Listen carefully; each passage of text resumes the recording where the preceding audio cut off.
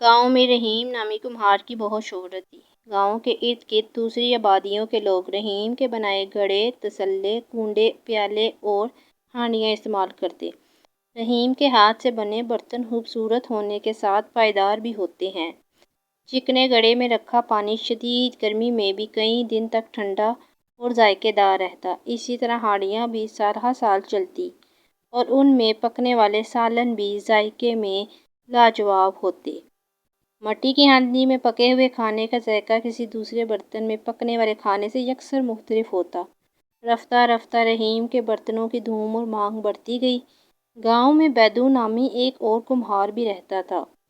سرخ پہاڑیوں کے اس پار رہنے والا بیدو کمہار رحیم سے بغض رکھتا تھا اور کھلے عام اس سے ہمیشہ ناپسندیدگی کا اظہار کرتا رہتا تھا۔ اس کے ہاتھ کے بنے ہوئے برتن دیدہ زیب تو ہوتے مگر انتہائی ناپائیدار، جن کے کنارے جلد جھڑ جاتے تھے۔ لوگ اس سے شوق سے برتن خریدتے مگر کچھ دنوں میں ہی کرچیوں میں بٹ جاتے۔ اس بنا پر آہستہ آہستہ گاہک کم ہونے لگے اور بیدو کا کام ٹھپ ہوتا گیا۔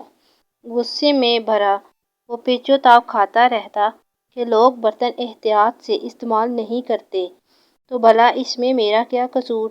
میں تو محنت کرتا ہوں اور میرا کوئی قدردان ہی نہیں، جبکہ رحیم کے تو سب گرویدہ ہیں۔ گاؤں والے بیدو کے غصے اور بدزبانی کی وجہ سے بھی اس سے تعلق کم رکھتے تھے۔ رحیم بہت رحم دل، نیک اور رزانہ فطرت انسان تھا۔ وہ برتن بنانے کے لیے اونچی پہاڑی کے قریب میدان سے سرخ اور پیلے رنگ کی چکنی مٹی کے بورے بھر بھر کر لاتا۔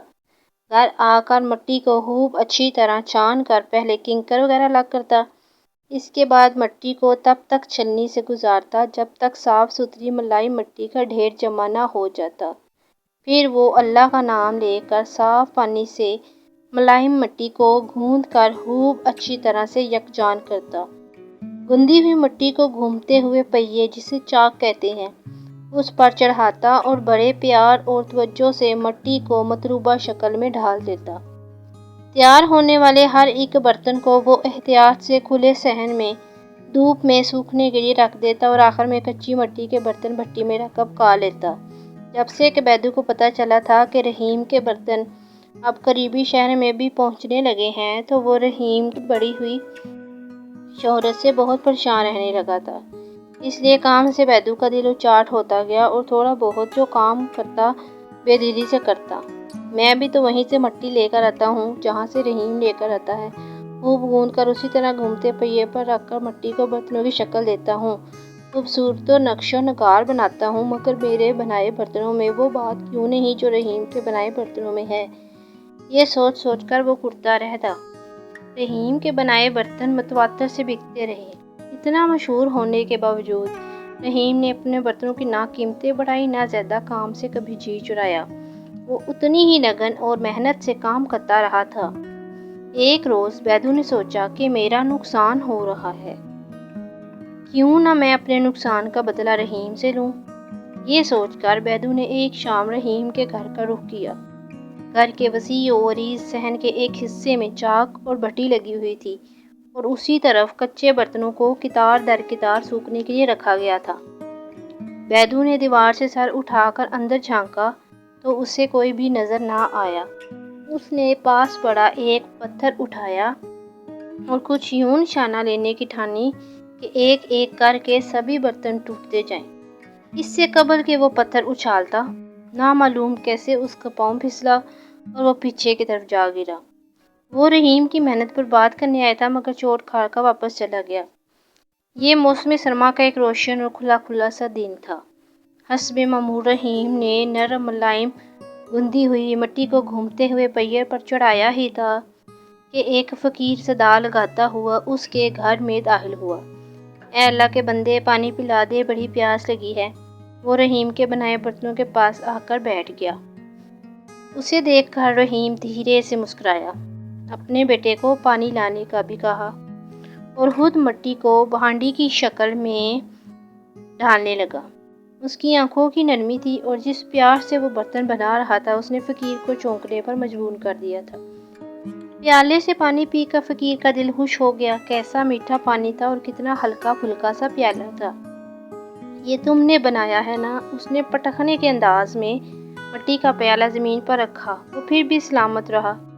फकीर ने कहा, एक वो बैदू कुम्हार है जिसके बनाए बर्तन हार टूटते रहते हैं, खोखले और फुसफुसे। सुना है वो बहुत निकम्मा है। मुझे लगता है उसे ढंग से काम नहीं आता। रहीम ने मुस्कुराते हुए जवाब दिया, नहीं, किसी के बारे में ऐसे नहीं कहते। वो भी अच्छा काम करता है। और फिर से चाह की तरफ मुतवज्जो हो गया। ये देखकर फकीर बहुत हैरान हुआ कि उसने बैदू की बुराई सुनकर भी बुराई नहीं की थी। हालांकि रहीम जानता था कि बैदू उससे हसद करता है और उसे खूब बुरा भला कहता रहता है। ज़रूर तुम्हारे पास कोई जादुई मंत्र है, इसी वजह से तुम्हारे बर्तन ना जल्दी टूटते हैं ना उनकी तासीर खराब होती है। ज़ेरे लब बड़बड़ाते हुए फकीर अपनी जगह से उठा तो रहीम ने उसे गौर से देखते हुए कहा, जो चीज़ खलूस दिल से बनाकर एहतराम से पेश की जाएगी उसमें बरकत होती है। ये सुनकर फकीर ठटक गया। कैसी गहरी बात उसने बहुत सादगी से कह दी। मरे मरे कदम उठाया, वो जहाँ से आया था उधर ही को लौट गया। दिन धीरे धीरे गुजरते रहे। रहीम के बर्तनों की मांग तो बढ़ रही थी, मगर अब लोग बैदू और उसके बनाए हुए बर्तनों में आने वाली तब्दीली को देख भी रहकर हैरान हो रहे थे। बैदू ने लोगों से खामखा लड़ना झगड़ना छोड़ दिया था। काम में उसकी तवज्जो और खलूस काबिल रश्क हद तक बढ़ चुका था। वही लोग जो उसकी बदज़बानी से तंग थे, अब उसके चेहरे पर नजर आने वाली नरमी और मुस्कुराहट को देखकर चौंक उठते। लोगों के दिल बैदू की तरफ से साफ होते गए और धीरे धीरे सब उसके हाथ के बने खूबसूरत नक्शोनगार से सजे बर्तन खरीदने लगे।